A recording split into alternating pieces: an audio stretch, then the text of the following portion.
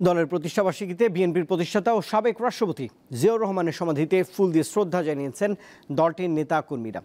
সকালে রাজধানীতে জিয়াউর রহমানের সমাধিতে দলের পক্ষ থেকে শ্রদ্ধা জানান বিএনপির মহাসচিব মির্জা ফখরুল ইসলাম আলমগীর। এ সময় তিনি বলেন, গত 15 বছর ধরে গণতন্ত্র প্রতিষ্ঠায় সংগ্রাম করে আসছে বিএনপি। এই পথ চলতে গিয়ে দলের অনেক নেতাকর্মী গুম ও আটক হয়েছেন। জাতীয়তাবাদী দল আগামীতে জনগণকে সাথে নিয়ে দেশ পুনর্গঠনে এগিয়ে যাবে বলেও উল্লেখ করেছেন দলটির এই মহাসচিব। খালেদা জিয়া রোগমুক্তি ও তারেক রহমান যেন দেশে ফিরে আসতে পারেন সেজন্য সকলের দোয়াও চেয়েছেন বিএনপি মহাসচিব।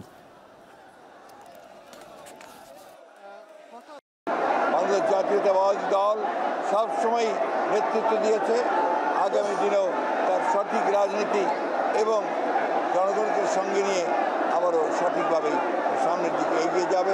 শহীদ প্রেসিডেন্ট জিয়া রহমান সাহেব যে স্বপ্ন দেখেছিলেন সেই আদর্শকে বাস্তবায়িত করা, দেশের বেগম খালেদা জিয়া যে গণতান্ত্রিক ব্যবস্থা সূচনা করেছিলেন তাকে প্রতিষ্ঠিত করা।